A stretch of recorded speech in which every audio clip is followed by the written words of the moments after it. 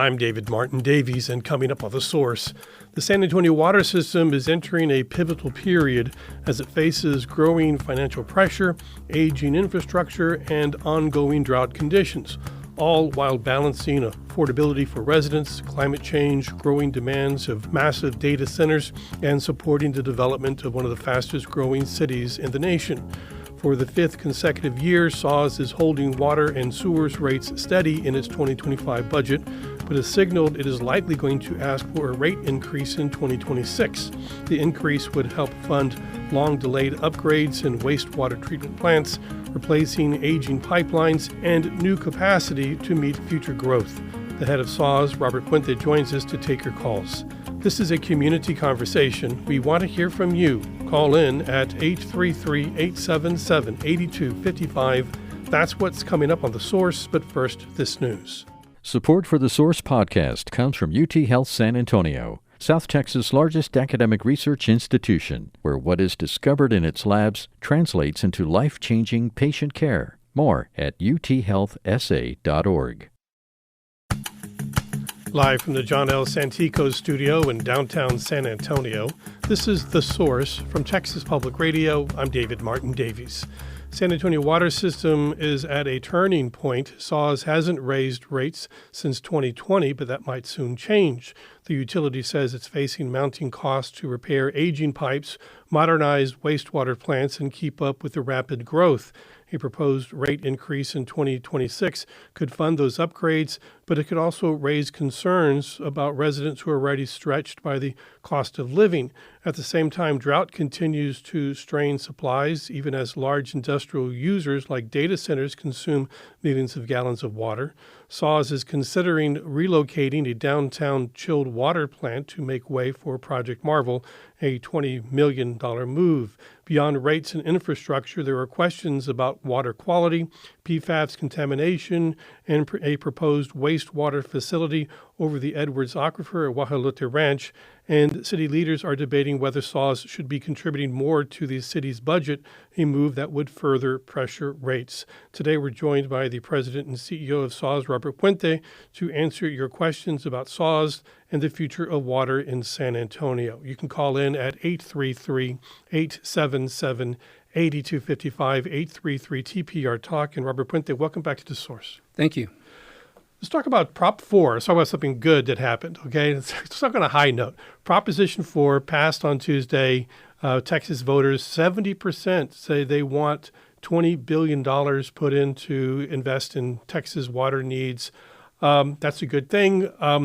We probably need a lot more than that, $20 billion. Can you react to that? And how much of that would end up in SAWS, having to help SAWS out? Yes, $20 billion is a lot of money. What is unique this time, it is dedicated funding.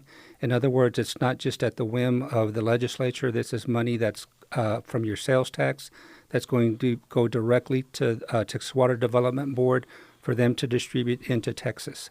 This new initiative, 50% of the money will go to find new water sources, and 50% of the money will be to invest in the infrastructure. So SAWS was involved in the negotiations to get that bill across, and we will continue to try to get our share of the proceeds as they come out of the Texas Water Development Board. But not enough to offset the need to do a rate adjustment. Can you talk about that?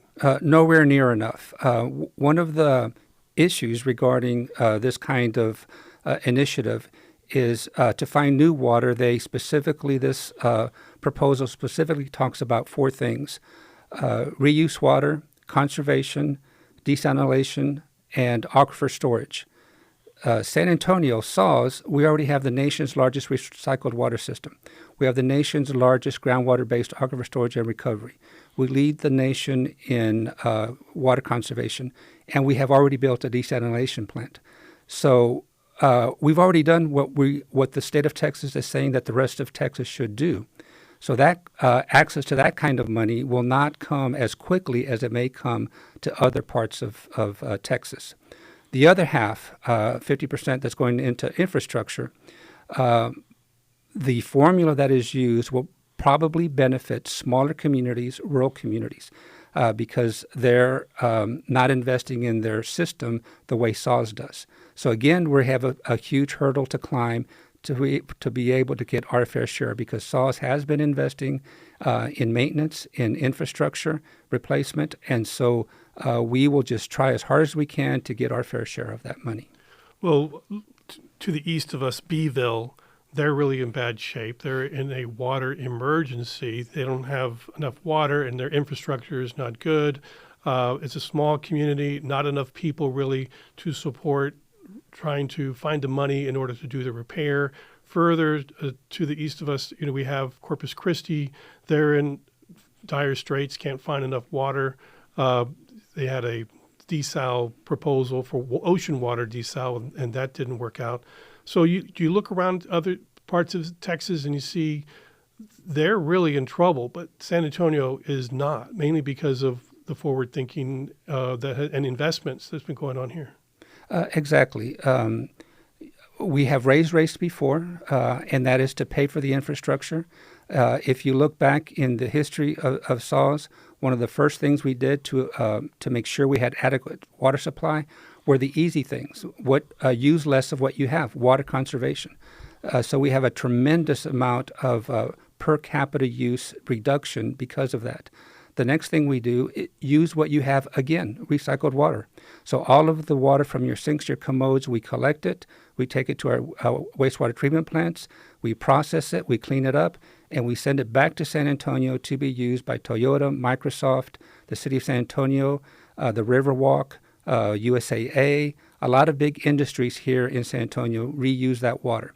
So we've done those things. We've invested on those things. In 2016, our desalination plant came online.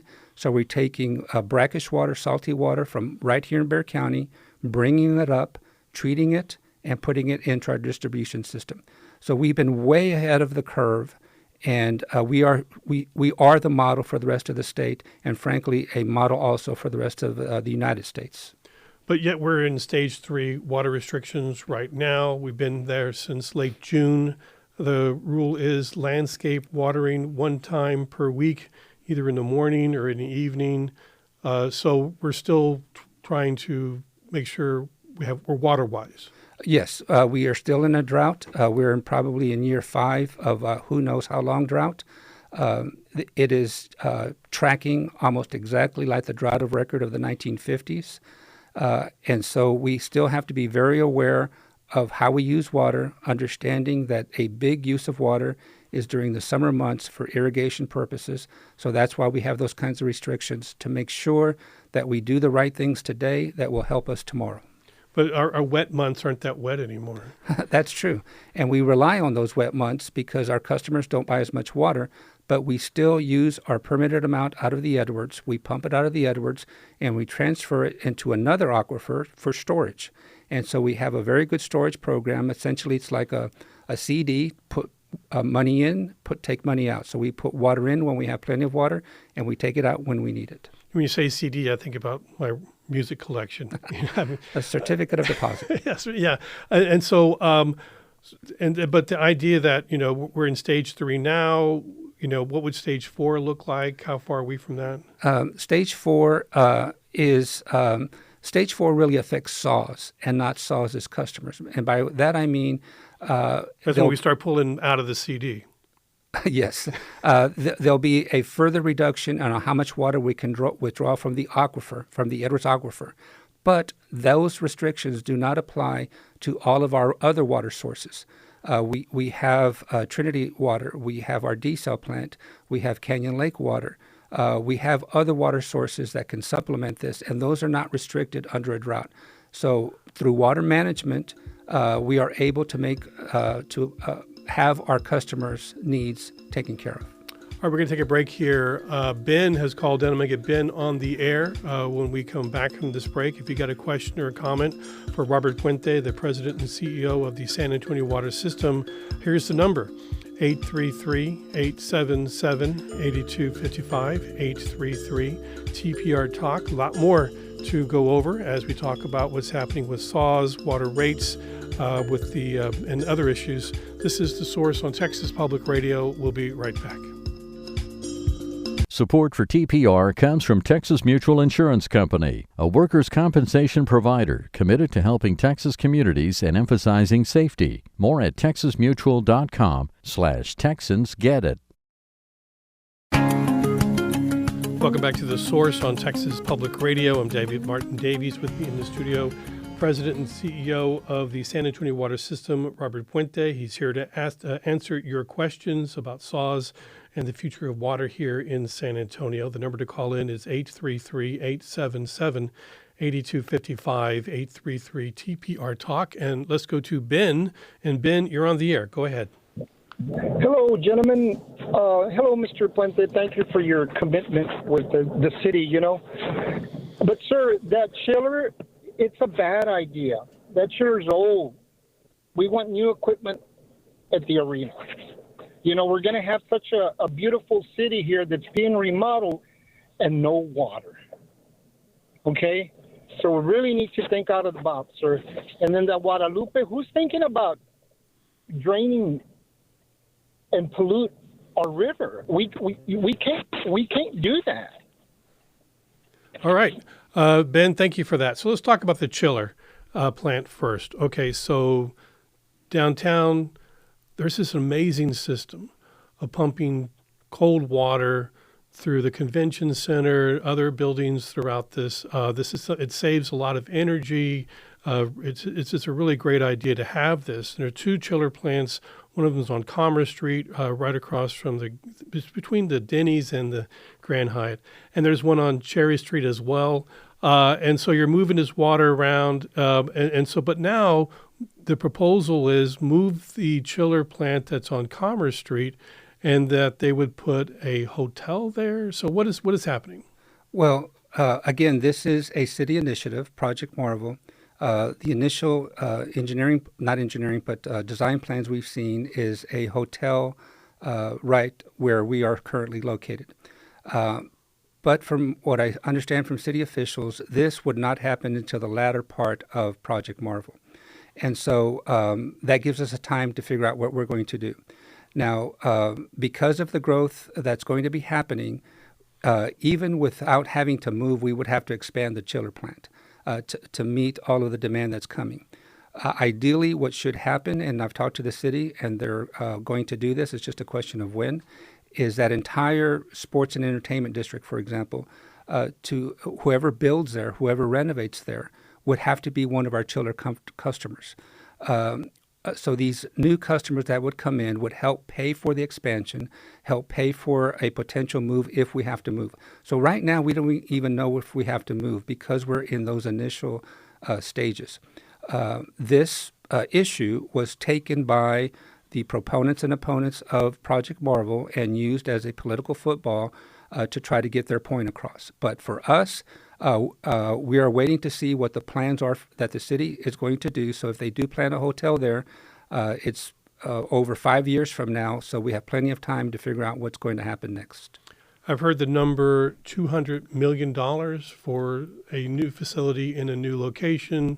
Is that about right? No, because we don't know. First of all, we don't know where we're moving. We don't know when we would be moving. It's a number, again, that is asked of us, and we have to throw something out there. So there's no engineering plans, there's no design plans that give us that type of number. It's a number that we have looked at and used because other cities have had to move their plant. And so that's where that number came from. It's not a number that anyone should be relying on right now. Moving that plant, I mean, we're talking about these pipes, pressurized pipes moving the cold water and then the water coming back to be rechilled. That's an incredible complex system. And I'm worried about how hard would it be when you move the facility, you got to move the pipes too, right? So that's going to be tearing up a lot of downtown. Yes. Not all the pipes would have to be moved. Essentially, it would have to have additional infrastructure from wherever the plant is to hook up to where those current pipes are underground. So yes, wherever we move, there'd be a lot of construction there. If and when we move, there would be a lot of construction there. So I get it that you're going to need more capacity to deal with Project Marvel. That just makes sense. But having to move the facility, that's a whole different separate question, I think, because you have the other facility on Cherry Street, and that could be expanded, couldn't it? Yes, we have an engineering consultant on that we've hired that will help answer all of those. For example, there's a tremendous amount of growth happening on the west side of downtown. The chiller plant on Cherry Street essentially handles the Alamo Dome. The other plant handles just the far east side of downtown. It doesn't go all the way to where we're sitting on here today. And so that plan will be looking at what we're doing with potential another plant in West San Antonio. We also do chilling at Port Authority. That's a different plant. And that's a different plant. And we're also looking at what their needs are.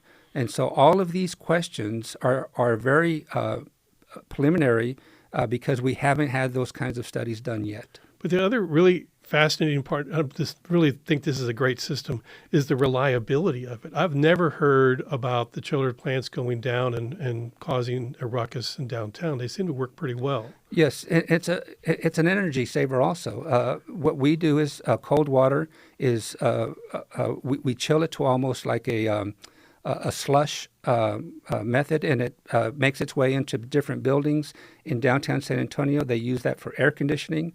That water then comes back. It's a closed loop, comes back to SAWS, to our facility, gets re-chilled and reused again.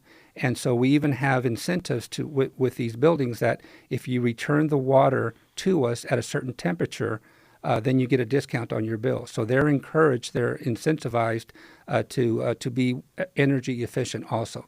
So this was a part of the city's action plan, climate action plan, to do these kinds of things. So we're very happy to be part of this and really be at the forefront of something that really helps us in the long run, not just with water, but energy also.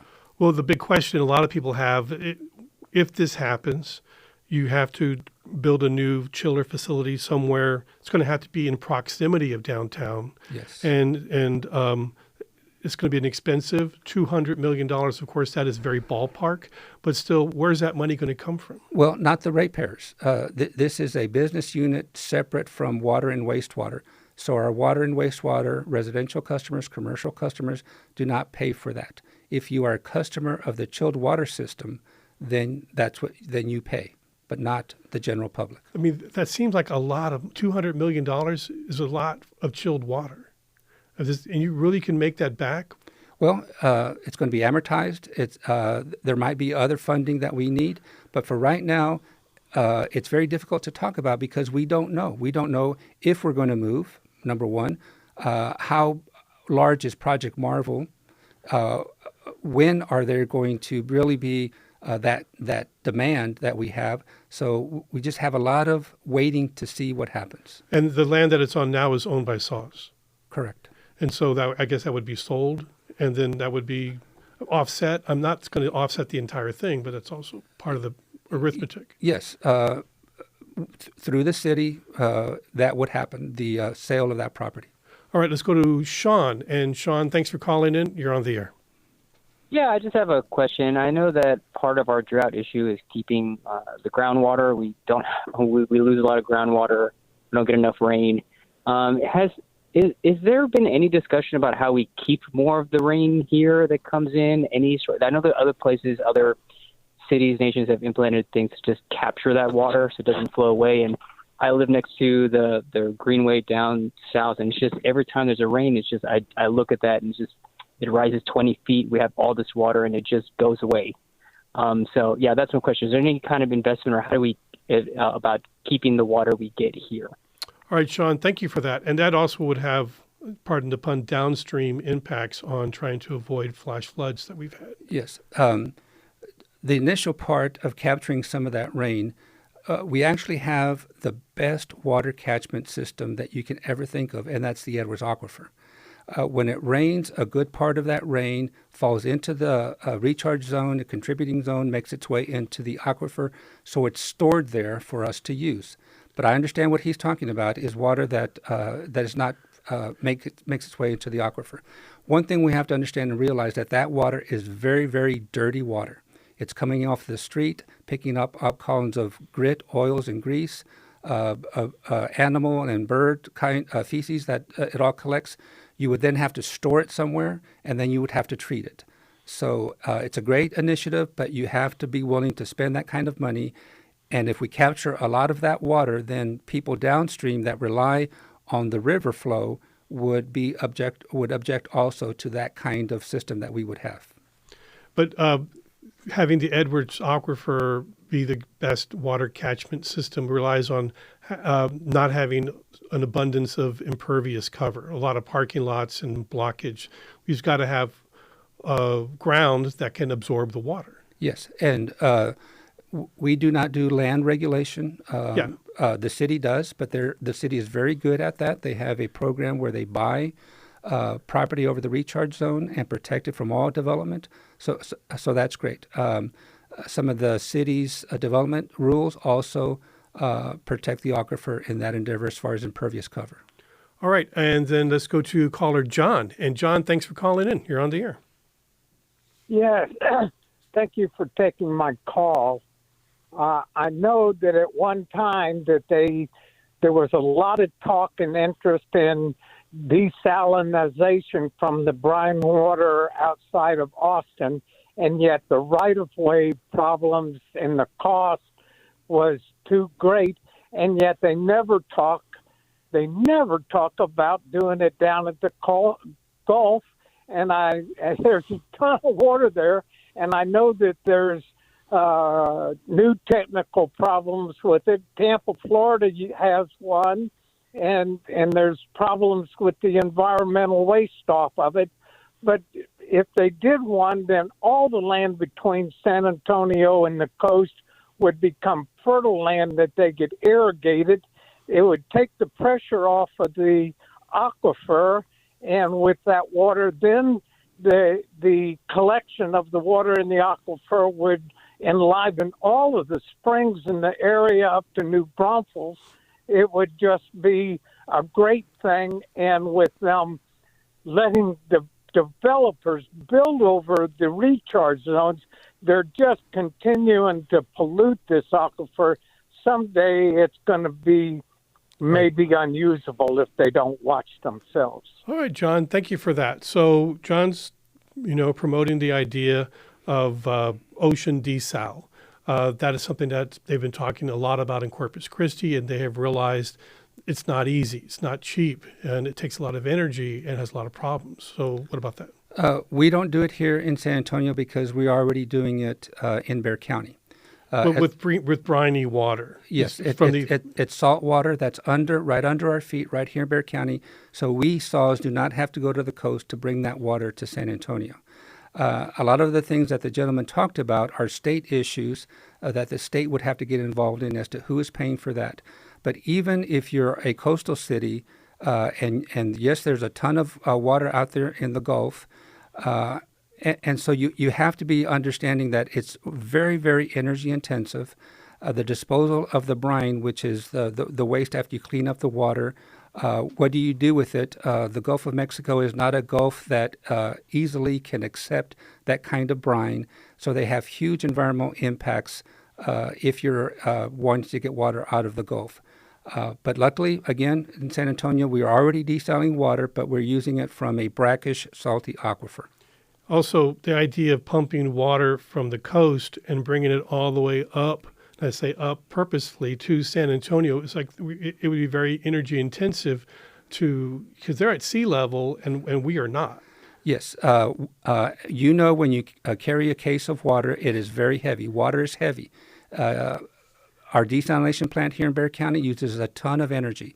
It takes a lot of energy to move that water from the coast anywhere inland. All right, so we got to take another break here. Got a bunch of other callers. David, Brian, Sherry. I'm going to get you on the air with Robert Puente, President and CEO of SAWS, when we come back from the break. And if you've got a question, give us a call. The 833-877-8255, 833-TPR-TALK. Robert Puente is here to take your questions and give you answers about your water, your city, your SAWS. This is The Source on Texas Public Radio. We'll be right back.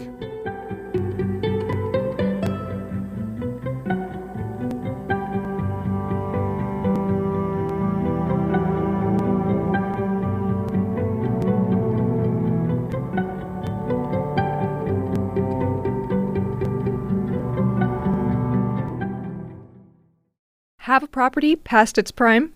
Consider donating it to Texas Public Radio.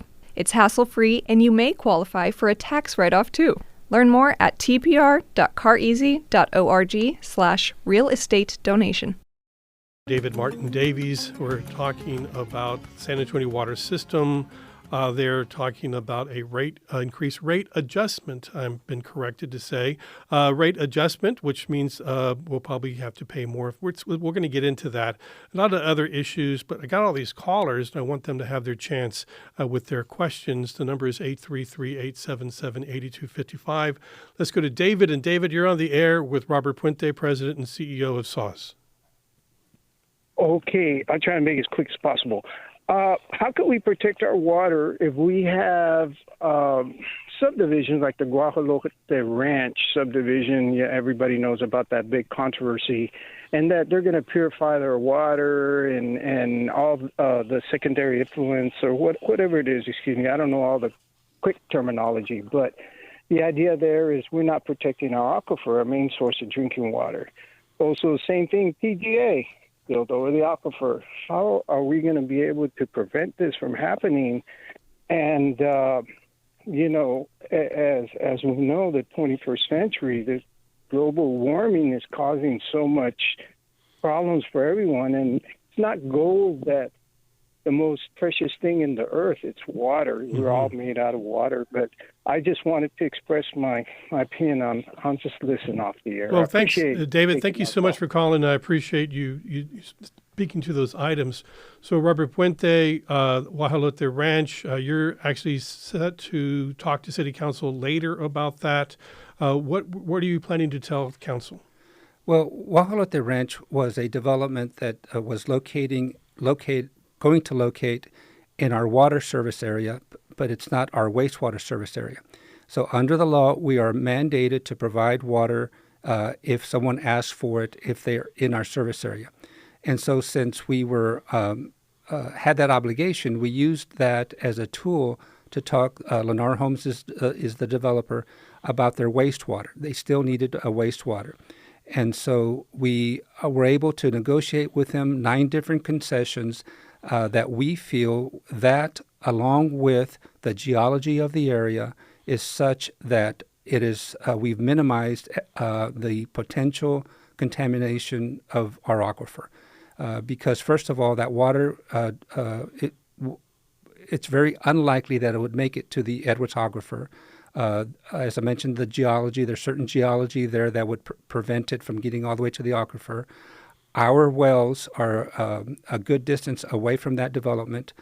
The water that is discharged from the development, the majority of that water is going to be used on site, their development, their 1,100 acres, for common grounds irrigation. So all of those things that we negotiated with Lennar, we feel very confident about what we are doing to protect the aquifer.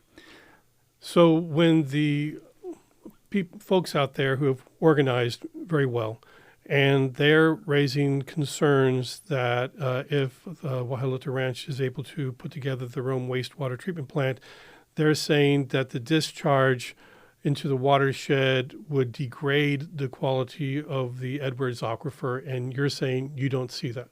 No, not at all. Again, it's because of the enhanced treatment that we put into our contract with Lennar Homes, which is increased filtration and nutrient removal. This is one of 2 wastewater treatment plants in the state of Texas that have the highest quality discharge. There's already 17 other wastewater treatment plants in this area. So this is not unique. We've already known what can happen. We've already negotiated with them to the extent that we are not concerned. Well, we have done everything we can to mitigate whatever danger there would be to our aquifer. I have an email from a listener, Randy Newman. He says that there was a 2-year peer review study by Southwest Research Institute, which was commissioned by the city of San Antonio, which concluded that any wastewater discharge into the Helotes Creek watershed would degrade the quality of water recharging the aquifer. Can you respond to that? I'm sorry, I'm getting calls from city council, but if you could repeat that. Randy Newman, His email says that there was a peer review study by Southwest Research Institute commissioned by the city of San Antonio that concluded that any wastewater discharge into the Helotes Creek would degrade the quality of water recharging the Edwards Aquifer. Well, it did not say any discharge. It said certain types of discharge, and which would be essentially one that doesn't have the safeguards that we placed on this wastewater treatment plant. There's also the question of when there's and I've seen what Lennar says, and what they propose makes sense under normal conditions. But when they also have that caveat saying that when there are extraordinary rain events, meaning floods, that there will probably have contaminated, the wastewater treatment plant won't be able to handle it? We don't think that's true. Again, one of the negotiated items is what is called a wet well, where they have to hold the discharge for at least 24 hours before it could be released. So that gives them enough time to handle whatever kind of emergency may happen at that time. Okay, so there's a contingency. Correct. Let's go to a caller, Brian. And Brian, you're on the air. Hello. I have two recommendations as far as saving water for anybody. One is for everybody to have dual flush toilets. I'd recommend them highly. There's a significant lower use of water for the low flush. And the other recommendation is don't flush for number one, if you know what I mean. And a third thing really is the low flush on the dual flush toilet is perfectly adequate for number two. I've never had to use the number two. I've never had to use the high level of flush for number two in many, many years. So thank you very much. As they used to say in California, if it's yellow, let it mellow. If it's brown, flush it down. But all right, we appreciate you, Brian. So talk about how SAWS is helping people install low water usage. SAWS was so successful at that program that we discontinued it because almost every toilet in town is already a low flush toilet. So there's no more incentives to be given. All right. But there's other things. You're always sure. looking for ways Yes. to help people do things like that. Let's go to Sherry. And Sherry, you're on the air. Hi. I live across from Helotes Creek, and I'm calling about the Guajolote Ranch and Lennar Homes. And I saw on one of the proposals of wastewater was that each property would have their own septic tank. And I've not heard that been discussed at all. And every other house around here has septic tanks. And I was just wondering why that is not happening at this property. All right, Sherry, thank you for that. So this is a high-density development. So I think that's probably the concern. Robert Puente? Well, first of all, it is not up to SAWS to have a developer put in septic tanks or not. But one thing we did negotiate is that 50% of this property, 500 acres, would be open space. And the remaining part is 30% impervious cover. So those two items, again, limit the type of density, limit the type of discharges that are going to come out. So septic is an option that the developer had. They chose not to take it. But how much water will they use? I mean, you're going to be selling them water. Developments, we're seeing a lot of developments. I mean, how much more of a strain does that have on SAWS? Almost no strain at all. We have plenty of water. Their permit or their USA utility service agreement is for what is called 3 EDUs for 3,000 EDUs. An EDU is roughly one home. All right, let's go to another caller, Pam. And Pam, you're on the air. Hello, and thank you for taking my call.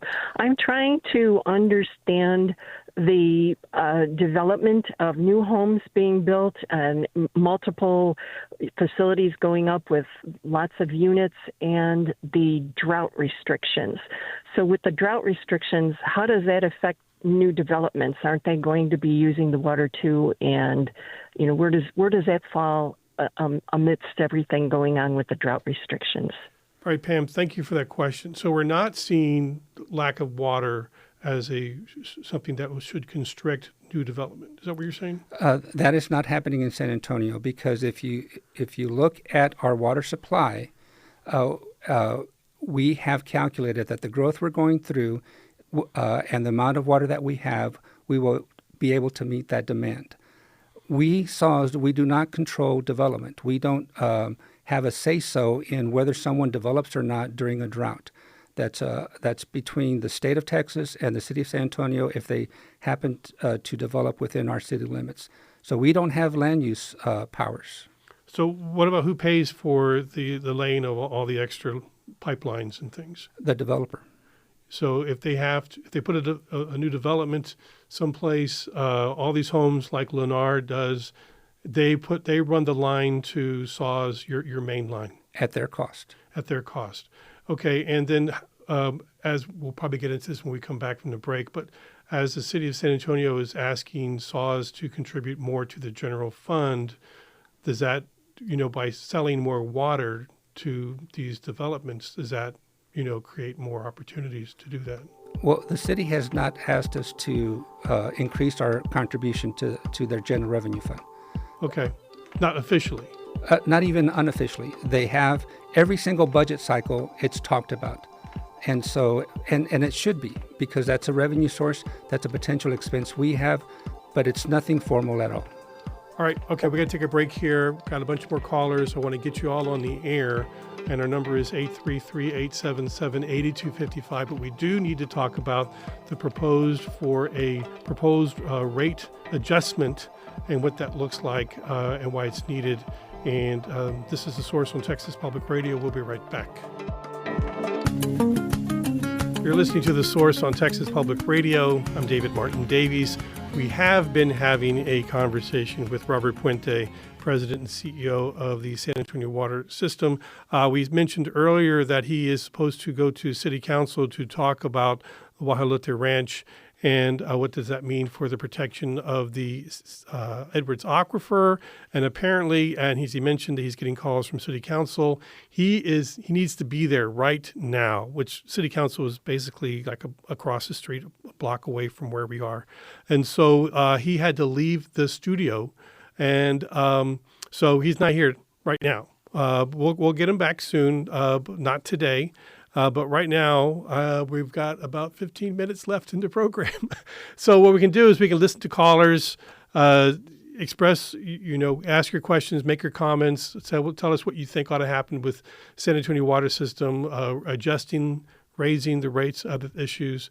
Let's go to a caller. And Lisa, I'm sorry that Robert Puente had to go. He was very regretful, and he said he has to go. He's got to talk to City Council about this. But Lisa, you're on the air.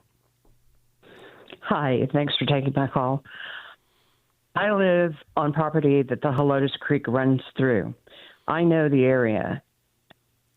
SAWS, actually Metro Health negotiated with Lennar, and one of their negotiations was to take some of the wastewater and spread it over the common areas of the Guajolote Ranch. However, that is on mostly rock, and they're saying that they need 4 inches of soil. How are they going to get and I know it's not SAWS's problem, but SAWS has agreed that 4 inches was adequate. Anybody that lives out here knows that you can't put 4 inches of soil totally on 500 acres, which is what Lennar is saying they're going to do. And is 4 inches enough to actually clean the water before it goes into the creek? And from the creek, it will go into the Trinity Aquifer, which does feed the Edwards Aquifer eventually. So the contaminants, whatever's is in the effluent that they're discharging, will eventually go into the water system and will affect our drinking water. And I wonder how Mr. Fuentes rationalized that would be okay. Well, Mr. Puentes, he had to go. I know he's not there, but that is a question that we've been asking over and over again, and all of the data that our group has looked at. Does agree that this effluent will affect the quality of water for 2 point whatever million people who use the Edwards Aquifer. And yet SAWS thought it was it was an okay idea to negotiate that they could do this. So he says they've negotiated to protect our water, but the science says they haven't done enough. All right. Well, Lisa, thank you for calling in. Sorry, Robert Puente had to take off, and he's not able to answer those concerns, and I'm not able to either. Let's go to Chip on the phone. And Chip, you're on the air. Go ahead. Thank you. My question is this. This is a very unique opportunity to preserve a piece of property that can never be replaced. And regardless of negotiations about the water, I just think it's time for us not to guarantee that Lennar makes a profit and there aren't more homes packed into an area that really is kind of a water jewel in South Texas. Thank you. All right. Well, Texas, we have these very strong property rights. You can't just condemn the land and say, Lennar, you can't build here. Someone would have to come up and convince Lennar to sell them that property at market value. And it is a beautiful part of Texas.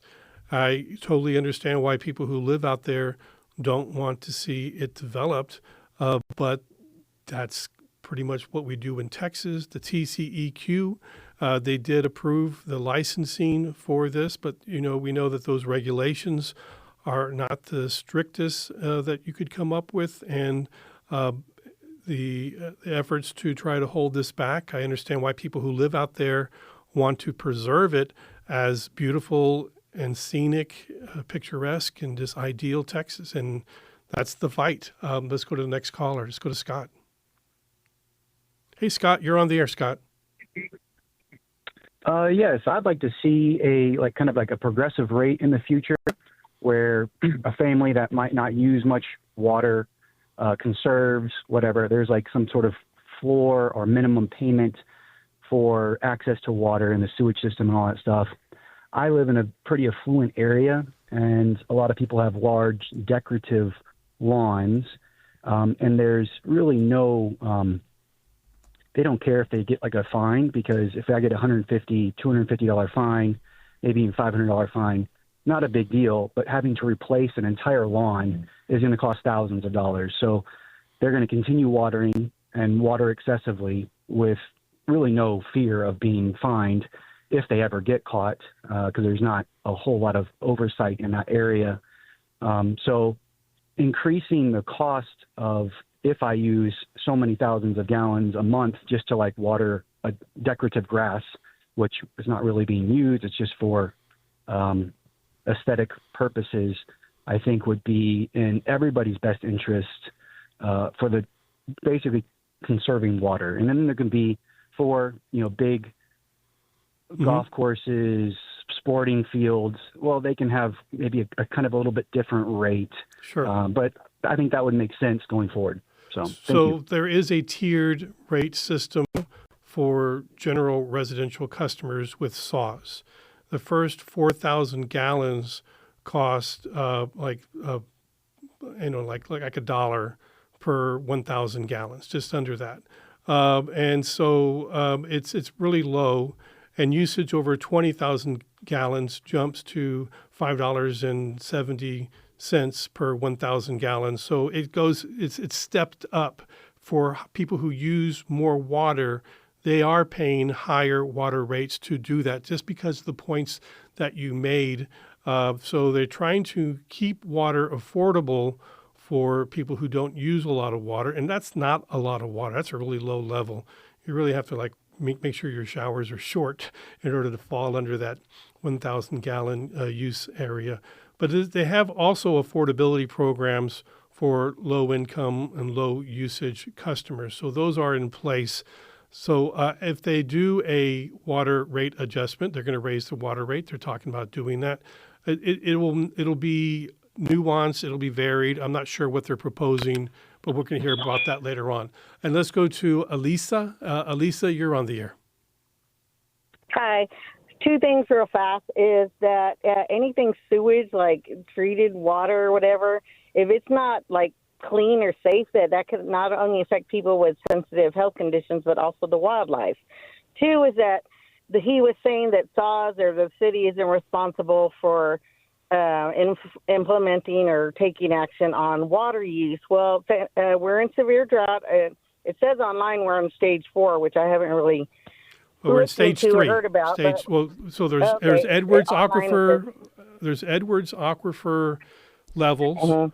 That's one thing. That's stage 4. But then there's the SAWS level, and that is stage 3.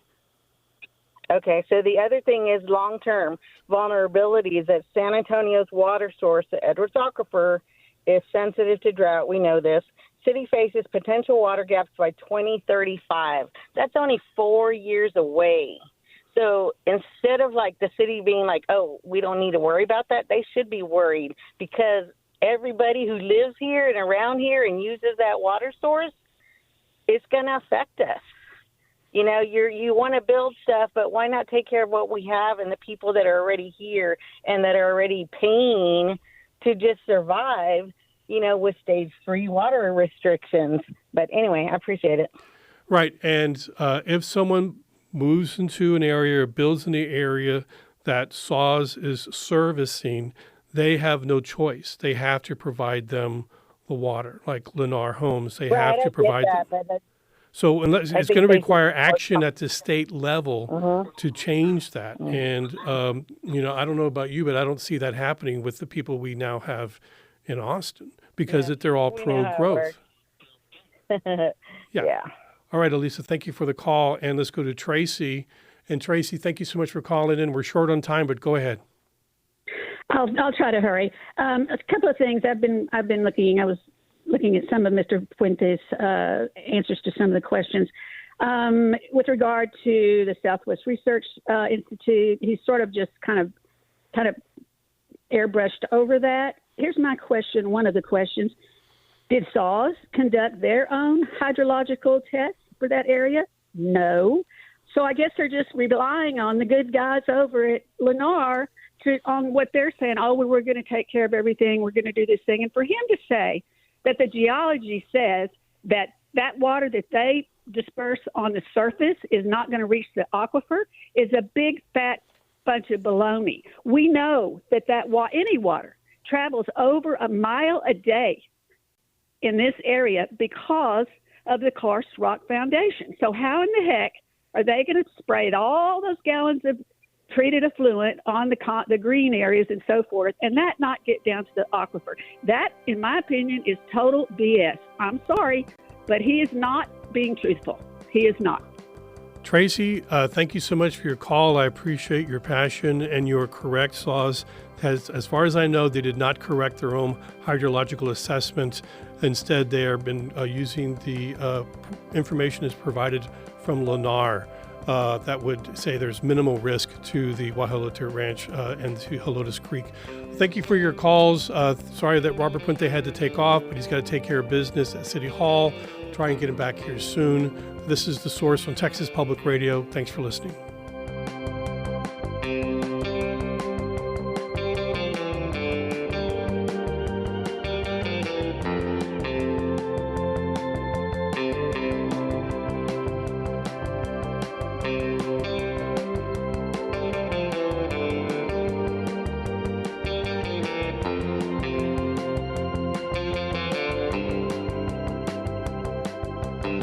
This has been The Source on Texas Public Radio. The Source is hosted by David Martin Davies. Tim Gutierrez is the show's producer. Additional production support from Steve Short, Ruben Garcia, Yvette Benavides, and Dan Katz, Vice President of News. The Source is made possible with support from the Gladys and Ralph Lazarus Foundation.